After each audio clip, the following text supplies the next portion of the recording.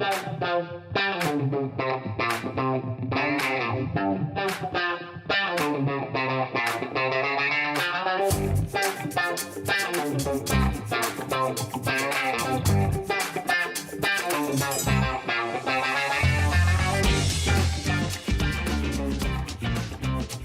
good Friday, everybody. Hope you're doing well out there. First day of summer. Makes you think of baseball, doesn't it? That's a good thing. We're going to talk about some baseball today. Joining me will be Tyler Parsons, the president and general manager of the Columbus Clippers in his first year over at Huntington Park. Looking forward to talking to him in just a moment. But before we do, we actually included a Columbus Clipper on the slide. That is Chase DeLauder. Chase had a heck of a day yesterday. We'll talk more after when we update. They actually finished up a couple of games, and he played a prominent part in both. So that's why we have featured him today, one of the top prospects, I think the number 5 prospect in the Guardian system. So that's who that is right there on the front page, Chase DeLauder. All right. Now, we put, as you see on the slide too, we put a little OMG next to the NBA playoffs. Unbelievable. All the smart money, I don't know who makes it smart, but all the smart money was on Oklahoma City just finishing the thing off. You know, you had Tyrese Halliburton, who not everybody was sure if he was going to even play. He said, if I can walk, I can play. Sounded dramatic. Was dramatic. Turns out that game wasn't close. Oklahoma City led early, and then it went away for for the rest of the game. I mean, it was a 30-point lead in the second half at times. Ended up being just a little bit, I think 18 was the final difference, but it was never close. Both teams decided they were going to rest their guys looking at game 7. But just unbelievable. Nobody in that series wants to lose more than once in a row. Is that in a row, by the way? One time in a row. That's it. So they will go back to Oklahoma City Sunday night game for game 7. 8 o'clock game on ABC, so to be in the evening. I like Indiana, just didn't think that was going to be a possibility. Didn't think it was going to be close, and instead it went the other way around. Indiana at points can just put a defensive show on. I mean, Oklahoma City scored 60 points through the first 3 quarters.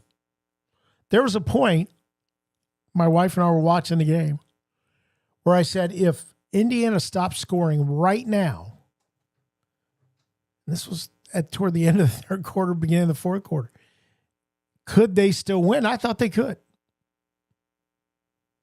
Now, turns out, probably didn't, but it got a little weird at the end. I think if they would have played them full, I think that Indiana could have stopped scoring a little bit into the fourth, and that had been the end of it. So anyway, tied 3-3. And unlike hockey, we'll go to a game 7 in basketball before it's all over. And then we'll be able to concentrate on baseball and concentrate on the crew playing some soccer. But right now, we still have the NBA on our chart. By the way, did you see in Major League Baseball, big fight between San Diego and Los Angeles? They were throwing at each other. A lot of hit batters, and they played a couple series in a row pretty quick. And in one inning, you don't want your stars to get hit, but in 2 different innings, in the same inning, Fernando Tatis Jr. and then Shohei Ohtani were hit 2 different times in the same inning in that series. And they will play again. But they were throwing at each other and managers yelling at each other. It's heating up already. We're not even to the All-Star break. And it is heating up. On the golf front,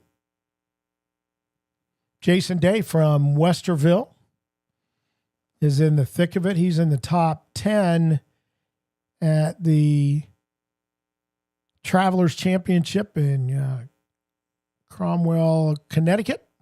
It's one of those signature events, meaning it's a limited field and nobody gets cut. Day shot a 4 under 66 yesterday. Today he is even par, but still holding in there. And 10th place, Justin Thomas and Scotty Scheffler tied at 9 under par after they have both now finished up on the round. So they're at 9. So some good watching over the weekend there. And looking forward to it. Let's try to touch base. See if we can.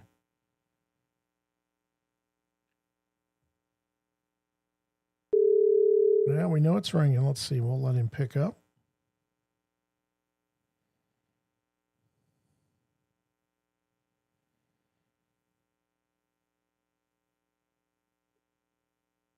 This is Tyler. Hey, Tyler, Kevin Rouch calling you. Kevin?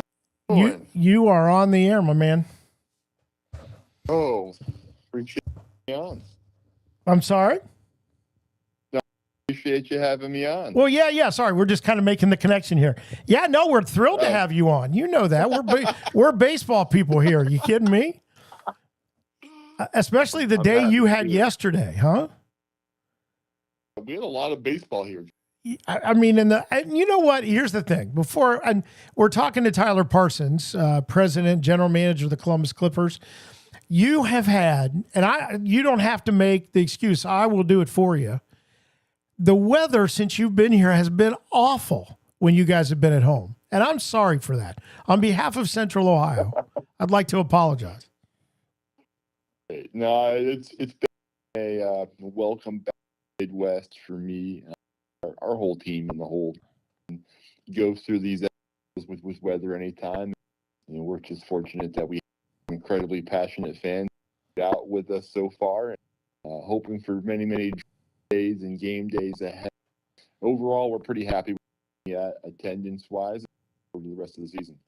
Well, let me just talk a little bit more about your background. You're a Michigander, and I'm happy to report to people in Central Ohio, although I come from some Michigan ties as well. But you're a Central Michigan guy, right? Not a U of M guy. I have to lead off with every question I have about my place of birth is that I am not a athletics fan, but I am a Michigan native and a proud Central Michigan chip, and absolutely loved my time at CMU and a lot of great mentor career early on, and it's my time at CMU helping kind of match that career per se, and love to get back and still stay in CMU alum, of course, all across the. Here, we're going to make a little. Here, hold on just a second. We're going to make yours cutting out just a little bit on us. So hold on. We're going to make this work now. Okay, is that a little bit better? Can you hear me? Yeah, I can. If it's easier for my office line too, I can ping you right back. You know what? We're all good. This is going to work out just fine. Okay. So Michigan guy, but you end up and much like me, I was we've talked a couple of times at Huntington Park, and I got involved in independent baseball. You started in affiliated, where most people start, right, in A-ball, and worked your way up, but found your way all the way at a really young age to being in charge down in Durham with the Bulls. That must have been a great experience. Yeah, I had an absolute blast in Durham, and the Durham Bulls are an incredible organization, and I credit Mike Burling, who's their VP there, and a person that I had a chance to look up to a lot going through the minor league baseball system and kind of growing up in my leadership roles, but was an incredible mentor to me. And yeah, just a great chance to get exposed to AAA baseball. And of course, it always helps when you have a Hollywood movie made after you. Used to tell people Bull Durham was my favorite baseball movie. I think you have to say that when you sign the contract to be the GM for the Durham Bulls. But had an absolute blast, and as you said, I've been in baseball really since 2013. Had an incredible time. Started off actually in summer collegiate baseball, then rookie ball, A ball, and then AAA, both with Durham and now here in Columbus. So I liken my career path a little bit to some of the players sometimes that I started way back in summer collegiate baseball and just kind of worked my way up the ladder until I got here to AAA. Yeah, but the nice thing about being in your position, because I didn't have a name for the first part of my radio life. I was the radio guy. That's all I was referred to as. So do you get referred to like as the boss, or how does that work? Some people do. I try to deflect all that. I've always tried to, lead by example and fit in with our overall team here. And again, I've been fortunate to have the privilege to be a GM since I was really, 23 years old. Crazy. Yeah. Now it's at a smaller level, but coming up through, all my career stops I've had and just trying to treat people the exact same way they treat me treat them with respect and the whole boss and hierarchy thing. Again, at the end of the day, someone has to make the decisions and be in charge, but try to fit in with a democratic style with our staff here and get their input and be in the same boat they are, and we're all paddling in the same direction. Well, now, so explain to people, because it's a little bit different. We hear about big league baseball and general managers, and we associate that with making player decisions and worry about, all the amount of money that's going out the door with that. But really in minor league baseball, it's a much broader role. So explain to people what that does. President of the club, general manager, what does that put? I'm going to say everything. I'm going to answer for you, but what does that put you in charge of, and why is it different than Major League Baseball, or how is it different?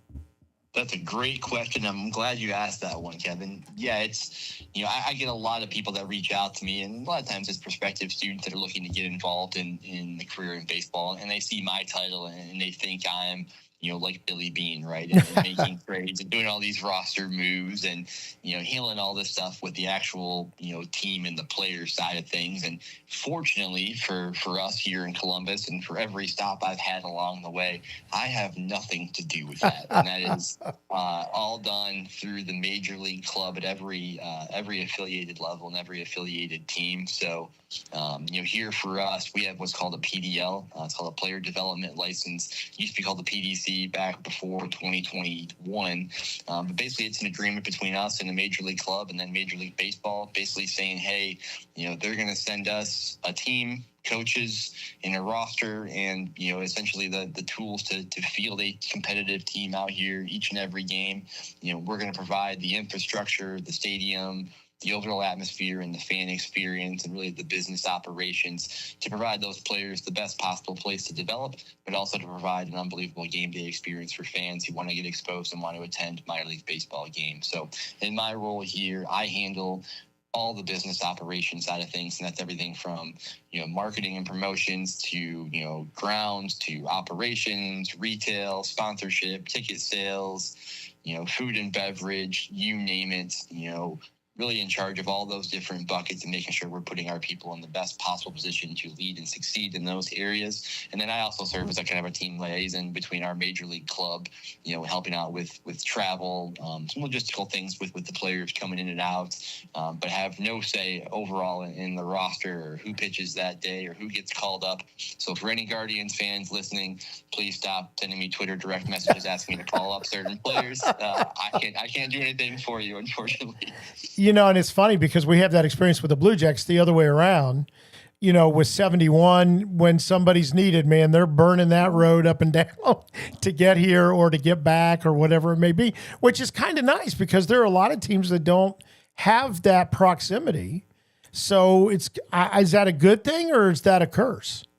I think it's an incredibly good thing. I think there's kind of a healthy mix out there. There's 30 AAA teams and there's 30 minor league teams per level.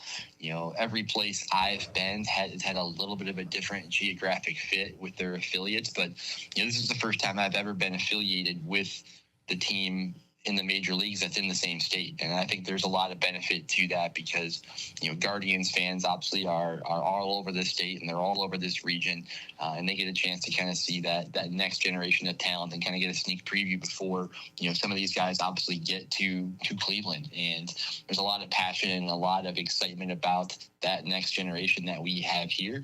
And I think, regionally and location wise, it has to be a major benefit to the major league clubs to have your affiliates close. Cleveland is kind of unique in the sense that almost all of their levels are really close to them with not only us in AAA, but Akron in AA, having Lake County in High A, and then Lynchburg, Virginia as their Low A team. So that part's been really unique. Obviously when I was in Durham, North Carolina, there's not a major league club in that region. So, the major league affiliate for them was the Tampa Bay Rays. When I was in Lansing, they were the Toronto Blue Jays Low A for a while when I was there. And then when the deck reshuffled in 2021 became the Oakland A's, A-ball team, so geographically a little bit further away. So there's kind of a healthy mix out there. I think it's partially geographic location and partially just the overall relationship you have with that major league club. So, we're fortunate here with Columbus and Cleveland to have both those. Now, you walked into a pretty good situation. Durham's a beautiful park. I've been there, and it's a gorgeous facility. People think of kind of the old ballpark, right, because that was in the movie. The new one, modernized, and you had all that you needed there. But you had to be thrilled when you walked into Huntington Park. Absolutely. I mean, again, love Durham Bulls Athletic Park. It had the amazing 2 years there. That ballpark has a ton of history, and it is one of the more unique settings I think in minor league baseball because it was originally built as an A-ball stadium for the Atlanta Braves when they first built it, and then 3 years after they built it, they had a chance to expand and become a AAA team, and with that just came a massive renovation and trying to kind of cobble things together to build up the capacity on it. But cool stadium, but walking in here to Huntington Park, this is the newest facility I've ever had in my entire career. Going back from the start, this thing looks immaculate from the day it was built in 2009. It's been incredibly well maintained over the years, and we're smack in the middle of an amazing arena district right now that has an NHL arena, an MLS arena, and stadium. Blocks away from us. There's so much happening in this overall district, right, region we have right here in downtown Columbus. And then, the ballpark as a whole is just incredible. And it's something we're really fortunate to have here. And I was really, really excited to have this and to have a newer ballpark. Obviously, it takes some wear and tear, I think, and some undue stress from facility maintenance projects you have. Although, I mean, those will come up, and we certainly see our fair share of those here as well. Now, the thing that everybody wanted me to ask you about was how do you make that many hot dogs that fast on Tuesdays? That's another great question. Those are some secrets are better kept with. Okay, fair enough. In that one, but fair enough. I don't want to spoil it, but it's. I mean, what did I see the other day? 17,000 plus, right? Hot dogs served. Yeah. We go through a lot of hot dogs here, and that's one thing I've learned, honestly, since I've been here in Columbus and with the Clippers and, our overall game day experience and just talking, interacting with some of our fans is that, hot dogs are revered here. It's just everything. Oh, it's crazy. Yeah, not only Dime a Dog, which a lot of people don't know, we actually own the trademark to Dime a Dog, and, the merchandise you see flying around here to the, the hot dog race that we have each and every game. And, there's just so much that goes into hot dogs and the Columbus Clippers experience. So we're excited. Dime a Dogs are amazing. That's a great value we're able to offer to our fans and be able to keep that tradition going for a long, long time, and something I'm definitely not going to change unless I absolutely have to down the line. But we're super pumped about that one. And I think the all-time record for a dime a dog is just north of 40,000 hot dogs, which was the last game at Cooper Stadium. So you think, again, when we've got over 10,000 people here and we're still only clipping at, just under 18,000 hot dogs, we got a lot of room to grow if we're ever going to catch that 40,000. I like your attitude about that. I think I'll do more of my part next time I'm there. I promise. We'll get that number up. Hey, I'm going to hold you to that one. No, don't worry. Well, you've seen me. You know that won't be a problem. But here's the other thing, and I've been talking about this since we started doing this a few weeks ago. And one of the first things I talked about, because people want to know when they come to Columbus, and I'm a Zanesville kid, so this has always been the big city to me. When you look for entertainment value, I don't think there's anything better in this town or near us anywhere than Sundays at Huntington Park. And that is to be able to get a family in for an incredible price and be able to sit out on the berm or because I'm telling you, if you got a couple of kids or you want to bring a grandparent or whatever you want to do, I agree. And I think that really completely ties back to it's one of our core principles we have here with the Clippers. We want to be affordable and accessible for fans of all ages, of all demographics, of all backgrounds, and that's really, really one of our core principles overall. And I think, not only Sundays, obviously, but Fridays, we have a great deal here. On Tuesdays, obviously, you can get 10-cent hot dogs, which you'll never see any other place in the entire country. Nowhere.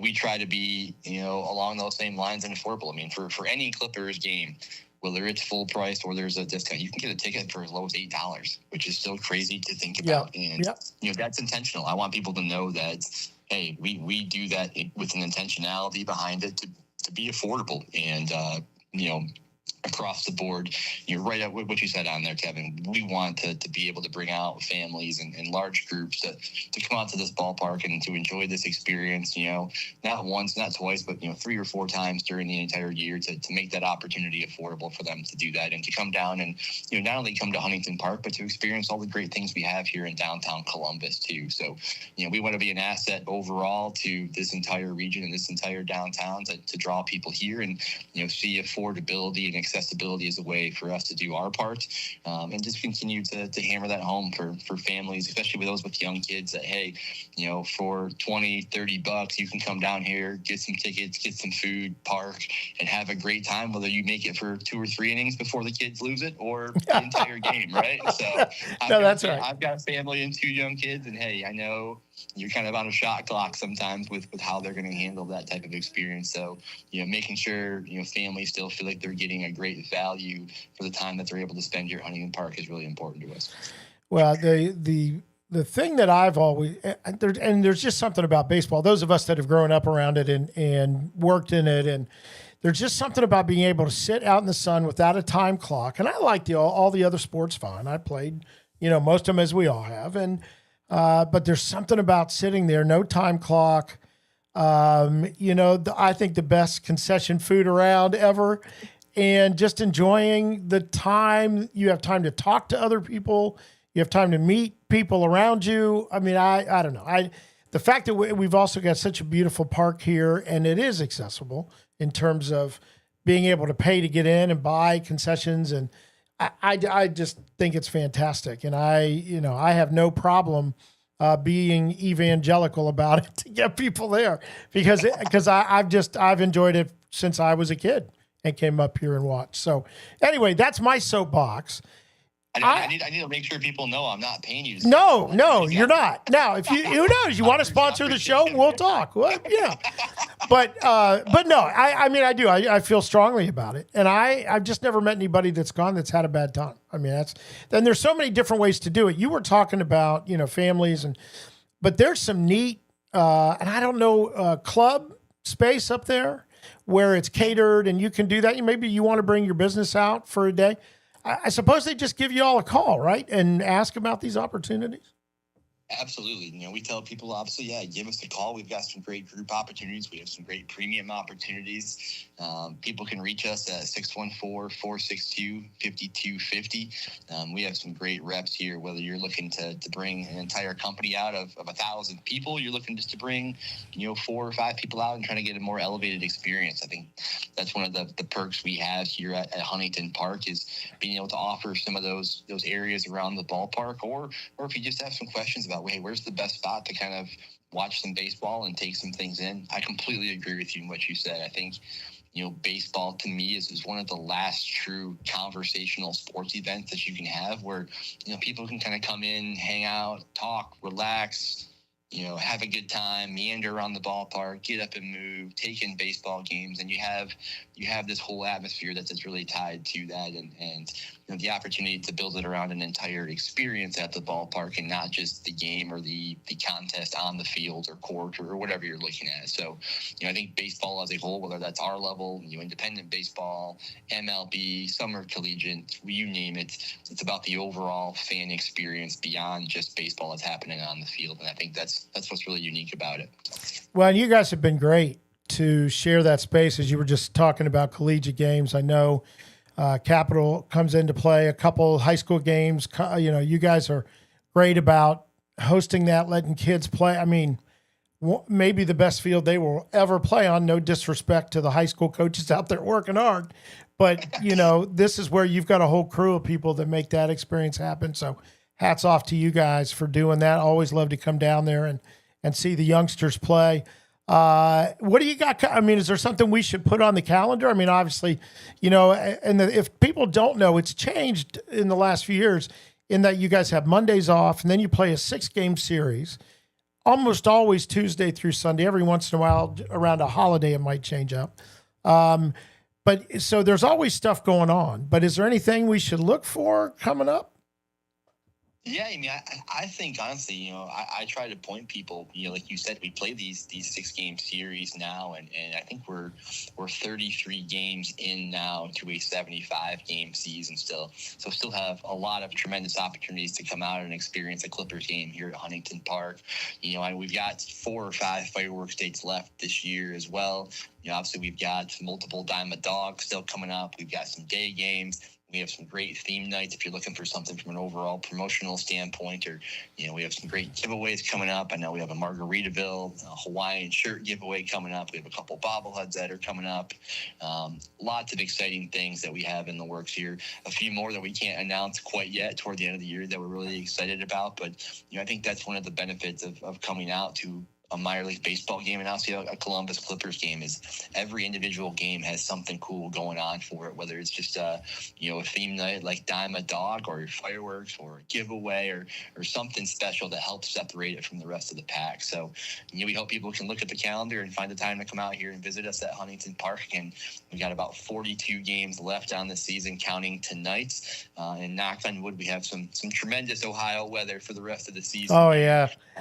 As it's the first day of summer, right? Exactly. No, it is exactly. Yeah. And the other thing is when they're on the road, you can watch them. You can watch them for free on the Bally Sports app. You can listen to my friend Ryan Mitchell on 9:20 a.m. That's Fox Sports 9:20 a.m. So you can keep track of the team. And I would tell you, if you feel like you're a little bit behind, here's the self-promotion coming, Tyler. If you feel like you're behind, we have a summary of every game. We have a story about every game that the Clippers have played so far this year. If you go to cbusports.com, hit the Clippers tab, it'll give you just a short summary, and you can click on the game you want to know more about. That's through yesterday's 2 games. So we hope people will get caught up with the team if you haven't so far, now that the other sports have wound down. And I would just tell you, just come. And again, I get 0 from this, other than a couple of smiles here and there and a handshake, and that's enough because then I get to hang out there. So that's the best part for me. But I wish you good weather because I know this has been a challenge for you guys. You keep a good face on it, but it has just been tough.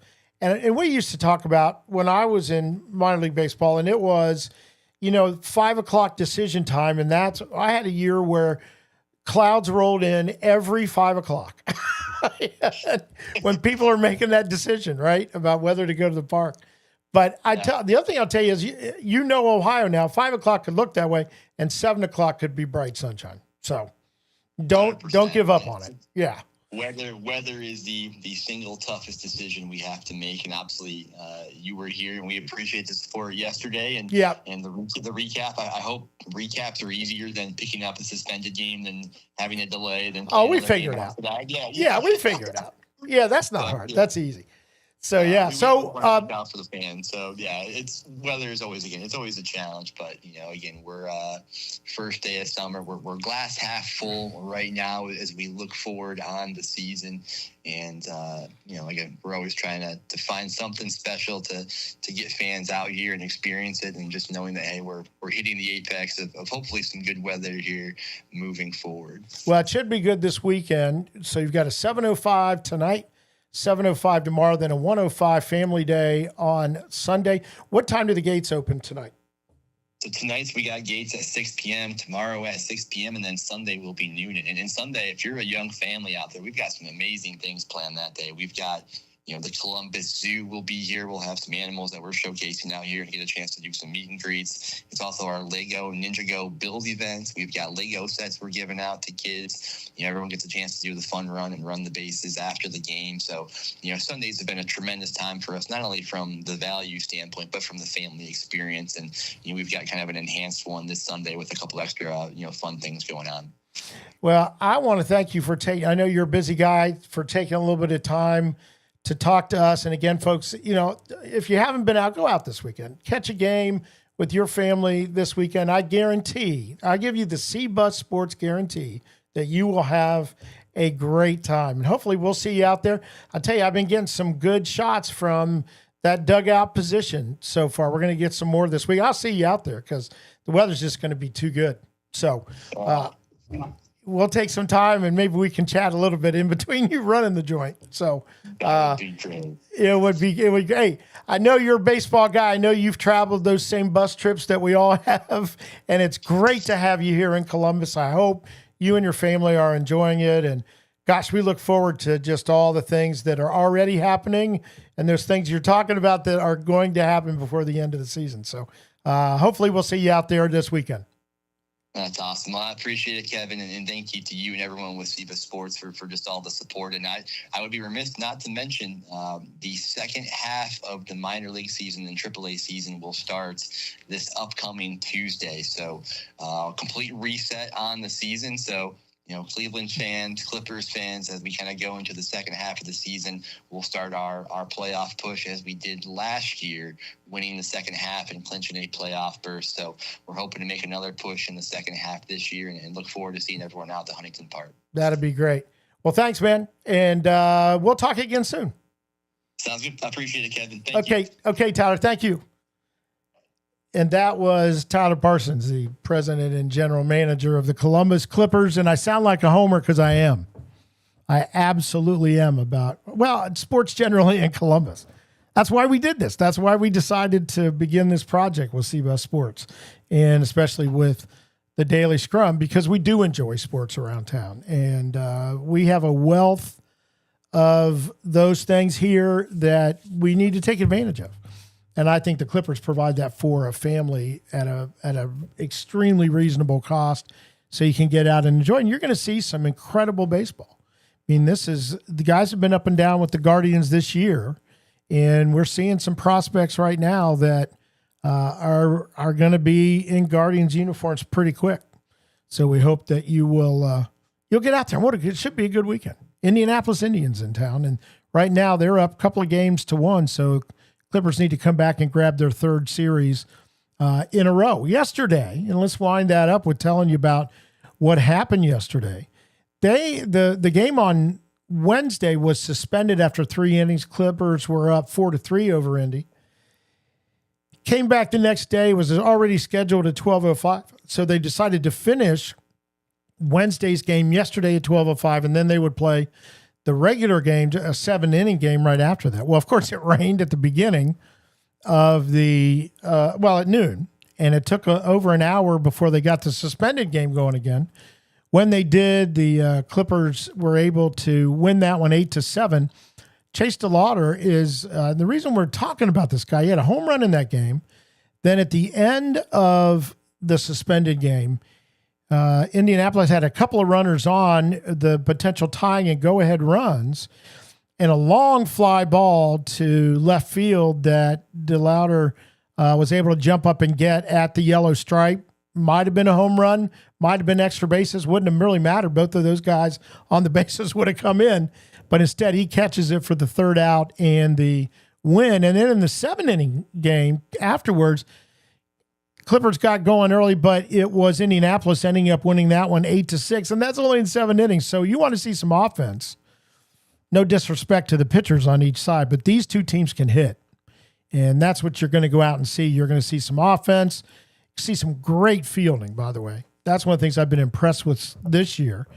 And tonight, going for the Clippers, a guy who's had a lot of success on the mound this year, a veteran, used to be in the Philadelphia organization, Vince Velasquez, is going to go tonight. And again, he's been pitching well. So ought to be a good one. 7:05 start at Huntington Park. Gates open at 6. Again, thanks to Tyler Parsons, the president and GM of the Clippers, coming on today. He is a young, bright star for this organization, I will tell you. Very well thought of. And he's a baseball guy. Again, he's made those trips. He's traveled. That's how you know, is the people that have been on the rickety buses. For the one I first traveled on was for the Zanesville Grays, and it was a school bus painted gray, which kept all the heat in the bus, and it was called the Bomb, and it broke down not infrequently. Is that the right way to say that? So it broke down a lot. And we had one of the great moments of my life as a young radio announcer on the team bus going from Zanesville to Johnstown, Pennsylvania. It broke down on the side of the road. And I had one of those big phones that was just a new thing, a brick of a phone. We used to call it, the Zach Morris phone.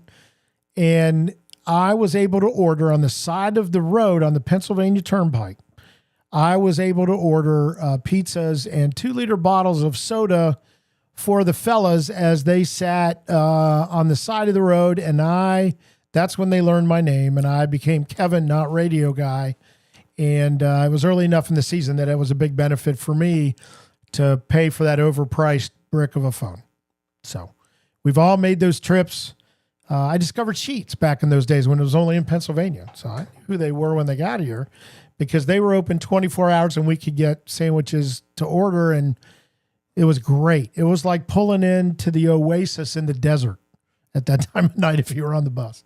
So a lot of stories, and everybody who's traveled them, Ryan Mitchell. And I don't know I think Bob McElligott will be on there tonight, who the voice of the Columbus Blue Jackets, and Bob was a baseball guy. He traveled all those roads too. I mean, he became then the AAA announcer at Syracuse in that organization, and he transferred that to hockey, and look at him. He's here now doing the big guys. But started out as a kind of baseball guy, although he also did hockey along the way. He was actually the mascot, talking about Bob McElligott, at Johnstown, and worked his way, and not afraid to talk about that. I also was a mascot, not for a food chain, because that's where I shined, but we all done our time as you move up through the ranks, and gives you a lot of stories and a great appreciation for where we are. Before we get to our trivia question to end this beautiful Friday, the first day of summer, I want to let you know Ed Francis will be a guest next week. We're working on some others, but he's just steady. We got to talk about, because he's won the bet. He said Florida in 6. He's right. I got to buy him lunch now. And he's a vegetarian, and he's now searching, probably as we speak, he is searching for the most expensive, man, it's Friday, right? Most expensive vegetarian restaurant here in the Columbus area. So if you want to tell us what that is, just send it to me, not him. You can always get in touch with us about anything you would like us to talk about, or something I said completely wrong. Get us at info@cbussports.com. That's info@cbussports.com. CBus Sports with 2 S's in the middle, 1 on the end. That's how you know. But we'll have Ed on next week so he can gloat and talk about where we're going for the lunch that I now have to pay. I thought it was going to be Edmonton in 7, and wow, Florida made sure that was not the case in Game 6. All right, trivia. Yesterday we asked, what is the biggest grossing, largest grossing, most grossing sports book of all time? What sports book made the most money ever? And the answer to that is, and it actually was brought up today in terms of a movie, and it is Moneyball, The Art of Winning an Unfair Game. Did you know that was the whole title? Moneyball, The Art of Winning an Unfair Game, written by Michael Lewis, who's written a lot of kind of expose type books in the financial industry, but big baseball guy, and he wrote Moneyball that went on to be the great movie. So that is the largest grossing sports book of all time. Today's question, since we talked to, let's see, let me just go back. I got to find it here. Sorry, that was terrible. Tyler Parsons. No, I was actually not looking for Tyler. I know Tyler, but I was looking for the question itself. And here it is. Who hit the most home runs in minor league history? Again, we had Tyler, the president and GM of the Clippers. Who hit the most home runs in minor league history? Now, that's not one you probably know off the top of your head, so you're allowed to look it up. And since we said who, I'm going to tell you how many. 433.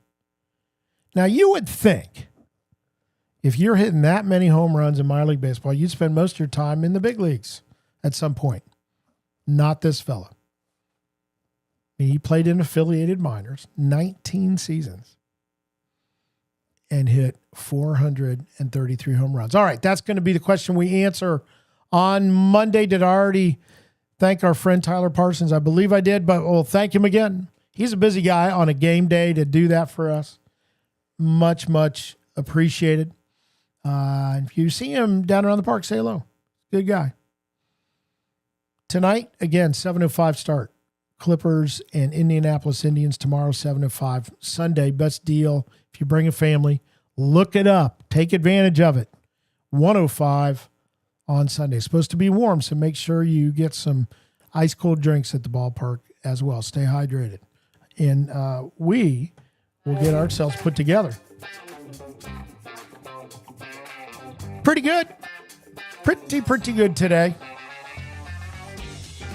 Looking forward to the weekend. Get out and about. See some sports. Just hang around Columbus. Great city. Next week, more guests, more improvements, more Daily Scrum. We hope that you will join us. On behalf of the team here, I'm Kevin Rouch from Studio B. Hope everybody has a great weekend. Bye now.